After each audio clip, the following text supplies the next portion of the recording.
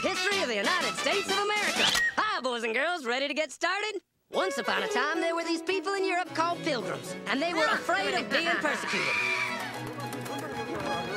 So they all got in a boat and sailed to the New World where they wouldn't have to be scared ever again. Oh, I'm so relaxed. I feel so much safer. But as soon as they arrived, they were greeted by savages, and they got scared all over again. Indians! So they killed them all.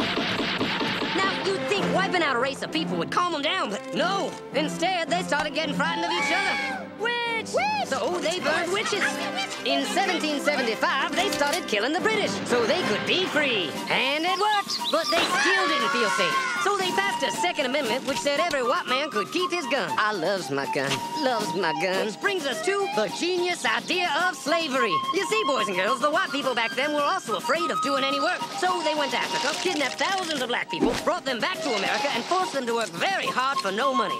And I don't mean no money like I work at Walmart and make no money. I mean $0. Nothing. Not a zip. Doing it that way made the USA the richest country in the world. So did having all that money and free help calm the white people down? No way. They got even more afraid. That's because after 200 years of slavery, the black people now outnumbered the white people in many parts of the South. Well, you can pretty much guess what came next. The slaves started rebelling. There were uprisings, and old master's heads got chopped off. And when white people heard of this, they were freaking out and going, I want to live. Don't kill me, big black man.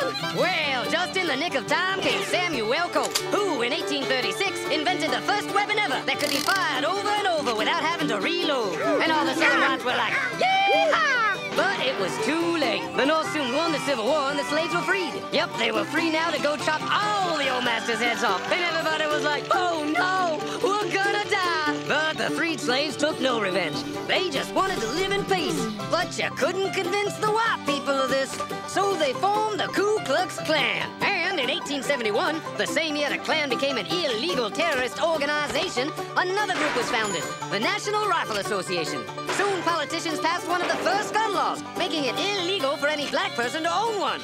It was a great year for America, the KKK and the NRA. Of course, they had nothing to do with each other, and this was just a coincidence. One group legally promoted responsible gun ownership, and the other group shot and lynched black people. And that's the way it was all the way to 1955, when a black woman broke the law by refusing to move to the back of the bus. White people just couldn't believe it. Huh? Well, I won't say move. What's going on? Man, all hell broke loose. Black people everywhere started demanding their rights, and white people had a major freaky fear meltdown. And they were all like, run away! Run away!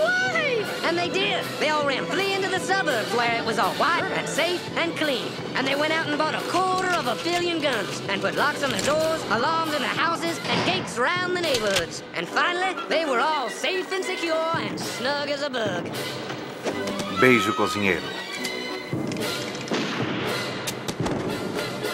And everyone lived happily ever after.